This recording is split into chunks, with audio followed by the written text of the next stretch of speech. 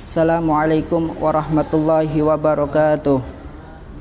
Nama saya Askan Aja, perwakilan dari Madrasah Aliyah Terpadu Darut Tauhid, Jepara, Jawa Tengah, akan membacakan ayat 98 dari surat Al-Baqarah. Sebelum saya bacakan ayat 98 dari surat Al-Baqarah tersebut, akan saya terangkan terlebih dahulu asbabun nuzul dari ayat tersebut. Asbabun nuzulnya yaitu suatu ketika ada pendeta dari orang Yahudi bertanya kepada Sayyidina Muhammad SAW atau kepada Sayyidina Umar radhiyallahu an, bertanya mengenai may ya'ti bil wahyi minal malaikah, siapa sih malaikat yang membawakan wahyu kepada Nabi Muhammad SAW. Kemudian dijawab oleh Sayyidina Umar radhiyallahu an, huwa Jibril. Malaikat yang membawakan wahyu kepada Nabi Muhammad SAW adalah malaikat Jibril. Kemudian si Ibnu Surya ini, pendeta yang memiliki nama asli Abdullah, malah mengatakan huwa aduuna ya'ti bil adab, malaikat Jibril adalah musuh kami, yaitu ketika malaikat Jibril datang ke bumi pasti akan membawakan suatu azab. Walau kana Mikail la amanna li'annahu ya'ti bil husab wasilmi. Andai kata malaikat yang membawakan wahyu kepada Nabi Muhammad SAW adalah malaikat Mikail, la amanna, maka kita akan beriman kepada beliau. Mengapa? Li'annahu ya'ti bil husab wasilmi. Karena menurut Ibnu Surya, ketika malaikat Mikail datang ke bumi pasti akan mendatangkan kesuburan dan perdamaian. Maka Allah Subhanahu wa taala menurunkan ayat 97, yaitu ayat yang sebelum saya bacakan, yaitu qul man kana aduwwan lil jibril fa innahu nazzalahu ala qalbika bi idznillah musaddiqan lima baina yadayhi wa huda wa busyra lil mu'minin. Katakanlah wahai Nabi Muhammad kepada mereka yang memiliki pendapat bahwasanya mereka memusuhi malaikat Jibril, man kana aduwwan li Jibril, barang siapa yang memusuhi Jibril, padahal malaikat Jibril sudah membawakan kepadamu, menurunkan Al-Quran kepada hatimu dengan izin Allah Subhanahu wa taala, dan dalam kitab Al-Quran tersebut menerangkan, membenarkan kitab-kitab sebelum Al-Quran, baik itu kitab Injil, Zabur maupun Taurat dan lainnya. Dan Al-Quran sendiri memiliki kriteria hudan wa busyra lil mu'minin, yaitu petunjuk dan kabar gembira bagi orang-orang yang beriman. Kemudian dilanjutkan oleh firman-Nya Allah Subhanahu wa taala ayat 98, yaitu a'udzubillahi minasyaitonir rajim, bismillahirrahmanirrahim. Man kana aduwwan lillahi wa malaikatihi wa rusulihi wa jibril wa mikal fa innallaha aduwwun lil kafirin. Barang siapa yang memusuhi Allah Subhanahu wa taala, memusuhi malaikat-malaikatnya, memusuhi rasul-rasulnya, memusuhi malaikat Jibril dan memusuhi malaikat Mikail, fa innallaha aduwwun lil kafirin, maka Allah Subhanahu wa taala memusuhi mereka-mereka. Tetapi Allah Subhanahu wa taala memberikan stempel kepada mereka yang memusuhi Allah Subhanahu wa taala dan yang lainnya dengan statement al-kafirin, yaitu orang-orang yang kufur. Wal muradu bi adawatihim, yang dimaksud dengan permusuhannya, yaitu yang dimaksud dengan permusuhannya orang-orang tersebut kepada Allah Subhanahu wa taala, yaitu khurujum an taatihi wa adamum tisali amrohu. Ada dua yang diterangkan dalam kitab Hasyiatus Sawi yang dimaksud dengan permusuhannya mereka kepada Allah Subhanahu wa taala. Yang pertama yaitu khurujum an taatihi, yaitu mereka keluar dari taat kepada Allah Subhanahu wa taala. Yang kedua yaitu adamum tisalihi amrohu, yaitu mereka tidak melaksanakan perintah-perintah yang sudah diperintahkan oleh Allah Subhanahu wa taala kepada mereka, yaitu dengan mengimani Rasulullah sallallahu alaihi wasallam. Diterangkan dalam tafsir Jalalain, wa Jibril mikasril jim wa fathiha bila hamzin wa biyain wa duniha.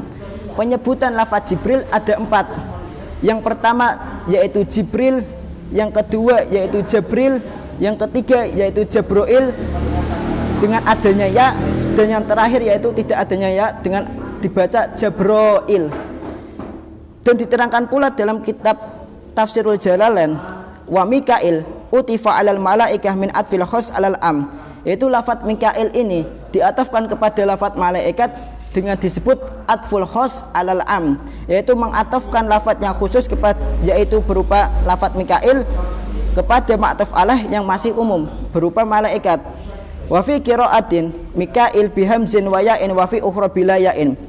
Di dalam bacaan yang lain, lafadz Mikail ini memiliki penyebutan yang lain.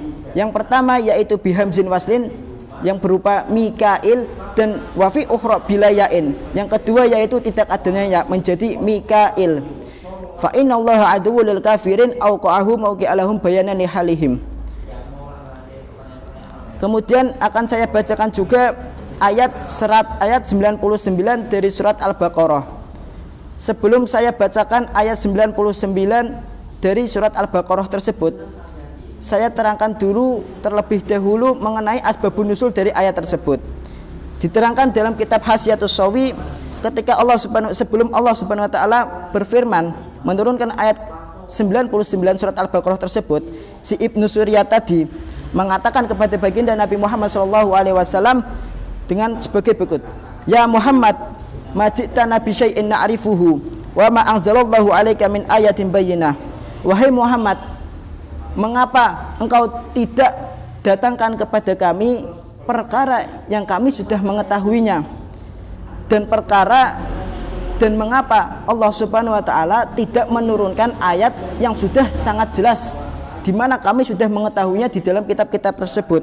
Kemudian Allah Subhanahu wa taala menurunkan ayat A'udzubillahi minasyaitonirrajim, bismillahirrahmanirrahim, walaqad anzalna ilaika ayatin bayyinat wa ma yakfuru biha illal fasikun. Benar-benar sungguh sudah kami turunkan kepadamu wahai Nabi Muhammad ayat-ayat yang sudah jelas bagi mereka orang-orang yang mengetahui di dalam kitab-kitab mereka. Wa ma yakfuru biha illal fasikun, dan tidak ada seorang pun yang mengkufuri ayat tersebut melainkan orang-orang fasik. Di dalam ayat ini akan saya kupas 3 perkara. Yang pertama yaitu pada awal ayat laqad anzalna. Pada lafaz tersebut terdapat 2 taukid yang berupa lamul ibtida dan qad yang memiliki fungsi untuk mentaukidkan, seperti hanya diterangkan dalam kitab Jauharul Maknun karangan daripada Syekh Abdurrahman Al-Ahdari, yaitu bikos samin qad innalamil ibtida wa nun nayi taukidi wasmin ukida, yaitu salah satu adawatu taukid, adat-adat yang berfungsi untuk mentaukidkan suatu lafaz, yaitu berupa lamul ibtida dan qad yang masuk kepada fi'il madhi. Tetapi mengapa Allah Subhanahu wa taala menurunkan 2 taukid sekaligus? Diterangkan oleh Syekh Abdurrahman Al-Ahdari dalam kitabnya Jauharul Maknun, fahasanun wa munkirul ihbari hasmun lahu bihasabil ingkari kaqaulihi inna ilaikum mursalun fazabadu maqtaduh munkirun. Keterangannya kurang lebih begini: ketika ada si mukhatab ini diberitahu oleh si mutakalim suatu kabar, kemudian mukhatab ini malah mengingkari kabar tersebut, maka hasmun lahu bihasabil ingkari, wajib bagi si mutakalim ini mendatangkan adawatu taukid, adat taukid bihasabil ingkari, dengan tingkatan-tingkatan pengingkarannya tersebut. Fazada ba'du maqtadul hunkirun. Kemudian ketika si mukhatab ini masih saja mengingkari atas perkara yang sudah dikabarkan kepada ia, maka harus ditambahkan lagi oleh si mutakalim. Maka dari itu Allah Subhanahu wa taala menurunkan 2 taukid sekaligus. Karena mengapa? Ibnu Surya ini benar-benar sudah mengingkari apa-apa yang sudah diturunkan Allah Subhanahu wa taala. Si Ibnu Surya ini mengingkari akan adanya ayat yang diturunkan oleh Allah Subhanahu wa taala, ia belum mengetahui, atau ayat yang diturunkan oleh Allah Subhanahu wa taala itu belum jelas, masih umum, masih global. Kemudian Allah Subhanahu wa taala menurunkan ayat tersebut. Walaqad anzalna ilaika ayatin bayyinat. Sungguh benar-benar kami sudah menurunkan kepadamu wahai Nabi Muhammad ayat yang sudah jelas bagi mereka bahwasanya engkau Nabi Muhammad SAW adalah rasul akhir zaman. Yang kemudian yang kedua yang saya akan terangkan yaitu ayatin bayyinat. Bayyinat tersebut halun, menjadi hal, dan sahibul hal daripada hal tersebut berupa ayatin. Dan ayatin ini merupakan isim nakirah. Padahal hukum pertama daripada sahibul hal itu tidak boleh berupa isim nakirah. Tetapi pengecualiannya ketika isim nakirah tersebut memiliki musawwih. Apa musawwih di sini? Walam yunakar ghaliban dul halim lam yata'akhir aw yukhassas aw yabin. Musawwih di sini berupa takhsis, yaitu mengkhususkan, seperti halnya diterangkan dalam kitab Jauharul Maknun bahwasanya takhsis adalah mengkhususkan suatu perkara dengan dari perkara yang lain. Yang ketiga yaitu wama yakfur biha ilal fasikun. Ada lafadz ila di mana ila adalah adawatul qasri. Adapun qasri adalah tasisu amrin mutlaqan bi amri huwallazi yad'unahu bil qasri, yaitu mengkhususkan suatu perkara yang masih umum dengan perkara yang masih mengkhususkan suatu perkara yang masih umum dengan satu perkara saja, tetapi harus mendatangkan adatul qasr. Apa itu adatul qasr? Diterangkan Syekh Abdurrahman Al-Ahduri dalam Jauharul Maknun, wa adawatul qasri illa innama. Adat qasr ada dua. Yang pertama yaitu ila, dan yang terakhir itu innama. Sekian dari saya, kurang lebihnya wallahu a'lam bishawab. Assalamualaikum warahmatullahi taala wabarakatuh.